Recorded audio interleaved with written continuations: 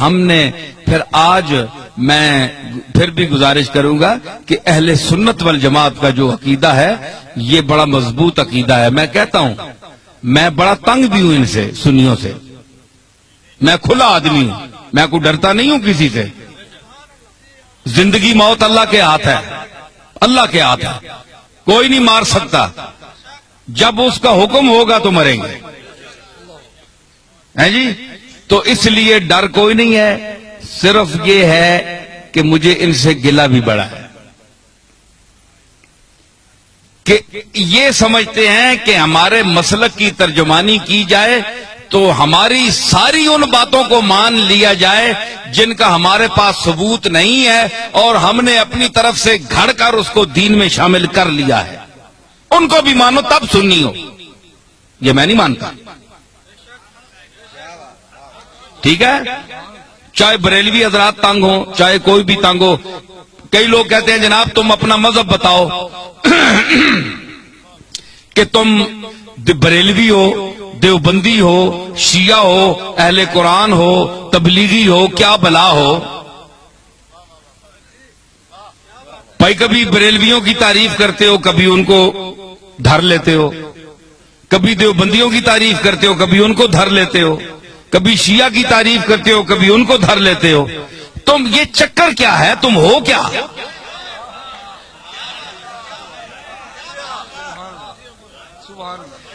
ہے جی. آج میں آپ کو بتاتا ہوں میں کیا ہوں. دیکھیں صاحب، یہ ان کا سوال بجا ہے کہ یہ سارے لوگ ان کی تعریف کرتے ہیں اور کبھی جو بہت خوش ہوئے ہوتے ہیں وہ دیوبندی بھی کہتے ہیں یار یہ تو ہمارا آدمی ہے، یہ دیوبندی ہے. وہ دوسرا خطاب سنتے ہیں وہ کہتے ہیں تب تن کے رکھ چھوڑیا سسا. بریلوی کہتے ہیں جناب یہ ہمارا ہے، تو دوسرا خطاب سنتے ہیں اس میں کوئی ان کی بات ہوتی ہے، ان کو دھر لیتا ہوں، وہ کہتے ہیں یہ گیا، یہ تو کچھ بھی نہیں ہے، ہمارا تو نہیں ہے. شیعہ کہتے ہیں اہل بیت کی تعریف اس سے بڑھ کر کسی نے کی نہیں، کبھی ان کو بھی کوئی چٹکی لگا دی، وہ کہتے ہیں یار ہمیں بھی ہماری خبر بھی لے گیا. اہل قرآن، تبلیغی، اہل حدیث تعریف بھی کرتا ہوں، مذمت بھی کرتا ہوں. وہ کہتے ہیں یہ چیز کیا ہے، یہ ان کی معجون مرکب کیا ہے، حدود اربع ان کے کیا ہے. تو میں گزارش کروں، بات یہ ہے کہ میرا کوئی ذاتی مذہب نہیں ہے، نہ آپ کا کوئی ذاتی مذہب ہونا چاہیے. ہمارا مذہب، ہمارا عقیدہ، ہمارا مذہب، ہمارا مسلک، ہمارا نظریہ، ہمارا اندیہ وہ ہونا چاہیے جو اللہ کی آخری کتاب قرآن مجید میں آیا ہے، یا جناب محمد الرسول اللہ سے جو عقیدہ، جو طریقہ ثابت ہے وہ آپ کا اور میرا عقیدہ ہونا چاہیے. ٹھیک ہے نا؟ یہ مسلمان کی تعریف ہے. تو ہر یاد رکھیے کہ ہر مذہب میں، ہر مسلک میں افراط و تفریط ہے. یا کوئی کسی بات میں گھٹ جاتا ہے، بہت دالیوں لے ونن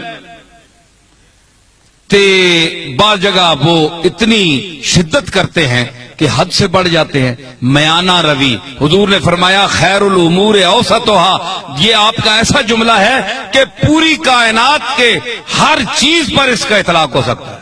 پوری کائنات، ہر عمل، ہر نظریہ، ہر نقطہ، یہ سرکار مدینہ کا وہ ارشاد ہے. میں اس کی تعریف کروں کہ فرمایا کہ ہر چیز میں درمیانہ روی اختیار کرو، ہر چیز میں. آپ اس کو گھر جائیں، اپنے بال بچوں کے ساتھ، بیوی کے ساتھ، والدین کے ساتھ، محلے والوں کے ساتھ برتیں اور حضور کے اس ارشاد مقدس کو آپ ذہن میں رکھیں کہ ہر چیز میں میانہ روی، نہ حد سے بڑھو نہ حد سے نیچے ہو، درمیان میں چلو. وہ کسی نے کہا نا کہ عزیز اتنا ہی رکھو کہ جی بہل جائے، عزیز اتنا ہی رکھو کہ جی بہل جائے، اب اس قدر بھی نہ چاہو کہ دم نکل جائے.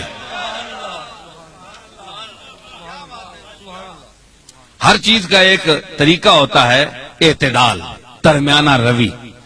تو حضرت پیر میر علی شاہ صاحب کا کو اللہ نے علماء عصر میں امتیاز کیوں عطا فرمایا؟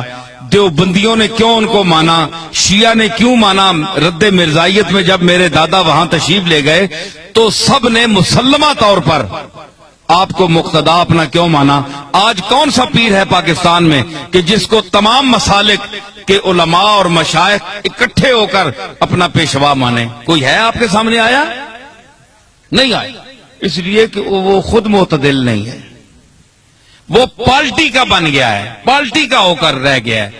اس نے کہا کہ اگر میں شیعہ ہوں تو میں نے شیعہ کی حمایت کرنی ہے، چاہے شیعہ غلط ہے میں نے شیعہ کو ثابت کرنا ہے۔ دیوبندی ہے تو اس نے کہا میں نے دیوبندیوں کو ثابت کرنا ہے چاہے وہ غلط ہی کریں۔ بریلوی ہیں ان کو میں نے ثابت کرنا ہے چاہے غلط ہی کہیں، میں نے ان کی تائید کرنی ہے۔ پیر میر علی شاہ صاحب میں یہ خوبی تھی کہ اللہ نے ان کو علم وافر کے ساتھ عقل سلیم بھی عطا کی تھی، اور وہ میانہ روی اور اعتدال حضور کے اس ارشاد کو سامنے رکھتے ہوئے کہ خیر الامور اوسطھا، کہ ہر چیز میں میانہ روی اختیار کرو، حدوں نہ ودو تے حدوں لو بھی نہیں، ٹھلے بھی نہ ہو جو اے تکو نا اے ترکڑی تے تول لینا، تولتے ہیں نا تے او جی وچ لوہا ہونا ہے، اساں تکنا ہے دکاندار پہ یہ ایتھے بالکل جس لئے انجا آویں جے نا سدھا اس ویلے تولا جو برابر ہونا، انصاف ہے ترازو وچ ہے جی۔ تے کئی جڑے او تے مولیاں نے پتھر مار چھوڑنے، مار کے میں تکنا رہا ہاں، مولیاں نے پتھر مار چھوڑا ہے یا ایویں سودے نہیں چمک دیتی تو پلڑا انج ہو گیا تو اساں جلدی جلدی پا دیتا، کیوں سرور تکنا ہونا ہے نا؟ اچھا تو مطلب ہے کہ دھوکہ دے دیا، چکر دے دیا، تو مطلب یہ ہے کہ وہ سودا وہاں جاتا نہیں پورا، صرف ٹچ کر کے اس کو نیچے کر کے چکر دے کے چلے جاتے ہیں۔ لیکن جو سمجھدار گائے کو اس کو پتہ ہے کہ جب یہ بالکل تول میں صحیح آئے گا نا، انصاف پہ آئے گا، نہ ادھر جھکاؤ ہوگا نہ ادھر ہوگا، تو پھر صحیح تلے گا۔ اس کو کہتے ہیں اعتدال، درمیان میں، نہ ادھر نہ ادھر۔ تو آپ بتائیں کہ سودا وہ صحیح تلتا ہے نا جو اعتدال پر ہو، جسے اس کے آنے جی ترکڑی نہ ہو، کنڈا صحیح تولتے درمیان کھلوتا ہوگا، اور صحیح سودا تلنا ہے۔ پیر میر علی شاہ صاحب کے میزان علم پر وہ کنڈا جو صحیح ہے اس پر ہر وہ سودا تلتا ہے، اور جو غلط ہو زائد ہو وہ ادھر ادھر ڈل بننا ہے، ختم ہو بننا ہے۔ لوگ آ رہے جناب پیر صاحب عجیب آدمی ہے، کسی کو انہوں نے کافر نہیں کہا، کسی کو مشرک نہیں کہا، کسی کے خلاف فتویٰ نہیں دیا، سب کو کہتے ہیں مسلمان ہیں، لیکن یہ ذرا ٹھیک کر لو، یہ ٹھیک کر لو، یہ غلط ہو تم، یہ غلط ہو، یہ ذرا ٹھیک ٹھاک کر لو، باقی تم ٹھیک ہو۔ پیر میر علی شاہ صاحب یہی کہتے ہیں نا۔ تو ہمارے یہ آج کے بعض بریلوی حضرات یہ کہتے ہیں جناب کہ انہوں نے اتنا علم ہونے کے باوجود انہوں نے کیوں کسی کو کافر نہیں کہا؟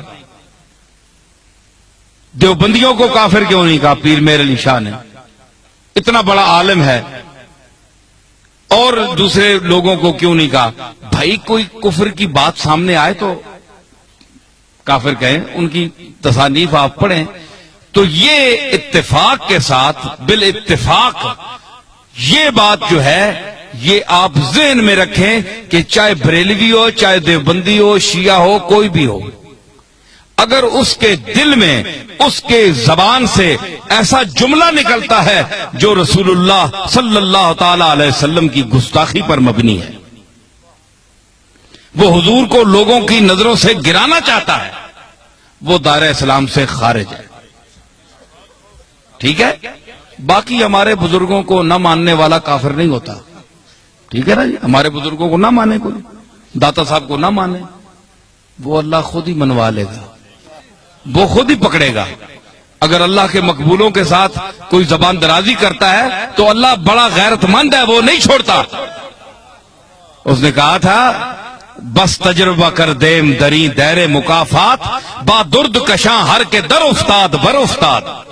حافظ نے کہا کہ ہم نے اس دائر مکافات میں بڑا تجربہ کیا ہے۔ یہ دائر مکافات ہے نا، بدلہ یہی مل جاتا ہے انسان کو، جو کسی کا حق دبائے، جو یتیموں کا مال کھائے، کتنے گیا شکیل؟ ٹھیک ہے، خلیل، ٹھیک ہے نا؟ تو مطلب ہے آپ کے علاقوں میں بھی ایسی چیزیں ہیں کہ جو غریبوں کا مال کھاتے ہیں، یتیموں کا مال کھاتے ہیں، اور ان کے یتیم رشتہ دار جو ہیں وہ دوسروں کے مدرسوں میں پلتے ہیں جا کر. سمجھ آئی؟ تو یہ فرمایا کہ وہ لوگ یاکلون فی بطونہم الا النار، وہ کھاتے ہیں اپنے پیٹوں میں انگارے، بھر رہے ہیں انگارے، آگ کے انگارے جو یتیم کا مال کھاتے ہیں. ٹھیک ہے نا؟ تو کہتے ہیں انہوں نے کیوں نہیں فتویٰ لگایا؟ بھائی فتویٰ انہوں کا دیکھیں، جو رسول اللہ کی گستاخی کرے گا، حضور کو کے متعلق، اور سب سے وہابیوں کے جو سربراہ ہیں، اپنا نہیں کیا نام ہے، ابن تیمیہ، وہ ان کے بھی جد اعلیٰ ہے. تو مطلب ہے عقیدے میں جد اعلیٰ ہے. تو ابن تیمیہ جیسا آدمی، اس نے لکھا کہ ایک ہے کپڑے کا میلا ہونا، ایک ہے حکارت سے کوئی گئی سٹ ہے ایویں ترکیا میلا ہے، ذہن میں اس کو حقیر کہے، ذہن میں یہ عقیدہ رکھے کہ میں اس کی حکارت کر رہا ہوں. ایک یہ ہے کہ حضور علیہ الصلوۃ والسلام کی کملی جو ہے، آپ کا جبہ یا ہر وہ کپڑا جو آپ کے جسم اقدس سے مس ہوا، لگ گیا، ایک بار لگا یا کئی بار لگا، تو اس کو وہ شرف حاصل ہے کہ دنیا میں کسی چیز کو وہ شرف حاصل نہیں. ٹھیک ہے؟ تو اگر وہ میلا بھی ہو سکتا ہے نا، گرد و غبار تو پڑتی ہے، وقت کا گزرنا اس کو گل جاتا ہے، پرانا ہو جاتا ہے. تو اگر کوئی شخص، یہ ابن تیمیہ لکھ رہے ہیں، تو کہتا ہے کہ اگر کوئی شخص میلا سمجھ کر کہے یار یہ تو بہت میلا ہو گیا، پرانا ہے، غالباً آپ کا استعمال شدہ ہے، وقت بھی گزر گیا، چلو یہ تو ٹھیک ہو گئی. اگر حضور کے کسی ملبوس کو، رومال کو، کسی چیز کو حقارت کا ذہن میں نیت رکھ کر یہ کہتا ہے چھوڑو یار یہ تو ہے ہی میلا، چھڑے دفع کرو، فرمایا ابن تیمیہ کہتے ہیں کہ وہ اسلام سے خارج ہو گیا، اس کا دین ایمان صاف، وہ دوبارہ جب تک کلمہ نہ پڑھے گا، توحید کا قائل نہیں ہوگا، اللہ سے معافی نہیں مانگے گا، وہ اسلام میں داخل نہیں ہو سکتا، کیونکہ اس نے جناب رسالت مآب کی ایک استعمال شدہ چیز کی توہین کی ہے، اور نیت میں توہین تھی. تو حضرت پیر میر علی شاہ رحمت اللہ علیہ، یہ کبھی آپ نے ایسا نہیں کیا کہ جو بھی ہو، چاہے وہابی ہو چاہے کوئی بھی ہو، ایک شخص جو گستاخی رسول کر رہا ہے تو آپ اس کو مسلمان سمجھیں گے، یہ بات بھی نہیں ہے. لیکن یہ چھوٹے موٹے مسئلوں پر جو موریں اٹھی ہوئی ہیں جناب، یہ بھی کسی نے کیا، کوئی 11ویں کو نہیں مانتا جی وہ بھی کافر ہے، کوئی فلانی چیز کو نہیں مانتا وہ بھی کافر ہے، جو اذان کے پہلے الصلاۃ والسلام یا رسول اللہ نہیں پڑھتے یا اس کو منع کرتے ہیں وہ بھی کافر ہے. یہ کوئی بات نہیں ہے، یہ کوئی ایسی باتیں نہیں ہیں کہ آپ ان کو قطعیات میں سمجھیں اور اس وجہ سے اتنا اختلاف ڈالیں کہ ایک طرف کلاشنکوفیں آپ نے اٹھائی ہوئی ہیں، لڑائیاں ہو رہی ہیں، قتل و غارت ہو رہا ہے، تو یہ کیا فساد ہے؟ یہ کوئی چیزیں نہیں ہیں، سوا ذات اللہ کے بعد حضور علیہ الصلوۃ والسلام کی ذات ہے، اس کا احترام آپ پر بھی فرض ہے، ہمارا بھی فرض ہے. لیکن حضور نے یہ بھی فرمایا کہ مجھ کو اتنا نہ اٹھاؤ، اتنی تعریف نہ کرو کہ مجھے اللہ کے جو ہیں اپنے عیسیٰ علیہ السلام اور عزیر کے ساتھ ملا لو، جس طرح انہوں نے اپنے عزیر اور عیسیٰ کو اللہ کا بیٹا کہہ دیا تھا، مجھے بھی تم اللہ کے ساتھ ملا دو کہ اللہ اور مجھ میں کوئی فرق ہی نہ رہے. یہ بھی منع ہے، یہ سرکار نے منع فرمایا ہے، حضور کا حکم ہے. بندہ بندہ ہے، اللہ اللہ ہے. سمجھ آئی؟ یہ سرکار کی تعلیم ہے، تو یہ سرکار کی اپنی تعلیمات پر ہمیں چلنا چاہیے. اتنا بھی نہ آپ بڑھائیں کہ کل ہمیں قیامت کے دن حضور کے سامنے آپ حکم دیں کہ ان کو جوتے مارو، تو اس محبت کا کیا فائدہ؟ محبت تو وہ کرنی چاہیے جس سے رسول اللہ خوش ہوں، تو ظاہر رسول اللہ اسی پر خوش ہوں گے جو آپ کے طریقے پر چلے گا، آپ کے احکام اور آپ کی احادیث اور قرآن مجید کی آیات کی روشنی میں چلے گا.